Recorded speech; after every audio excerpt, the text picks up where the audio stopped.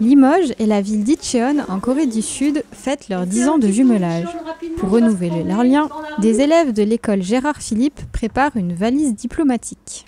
On va d'abord envoyer un passeport. On va faire la cantine pour voir les différents fruits, des différents légumes. Écrire des cartes postales que les ateliers d'édition vont imprimer. Cet échange est avant tout pédagogique.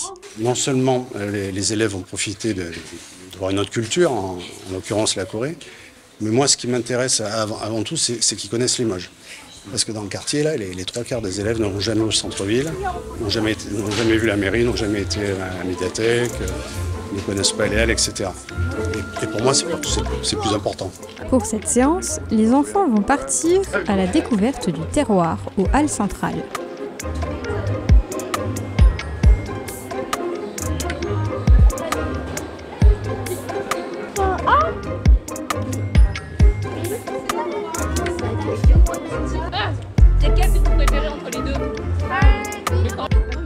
C'est l'occasion pour eux d'apprécier les savoir-faire locaux. C'est super, ça fait de la vie.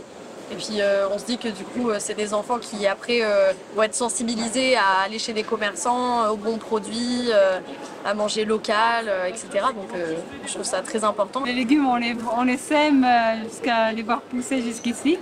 Donc de voir leur visage, ça fait plaisir. On dirait c'est épicé. On dirait c'est épicé. Oui. Non, j'en avais qu'un. Tu dois tuer. Tu dois changer de voilà, oui, il y a.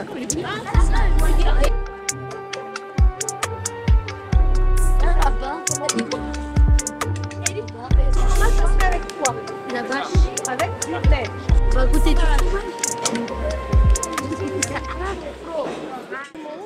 Sentir, toucher ou encore goûter les produits, le tout dans un seul but. Le jeu, c'est de trouver le nom de la recette mystère qu'ils vont préparer à la séance suivante.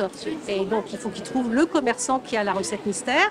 Et puis là, ils pourront préparer une recette que les Coréens apprécieront, à mon avis, sans problème. La valise sera remise officiellement par les élèves à la délégation de la ville d'Incheon en visite à Limoges le 18 septembre 2025.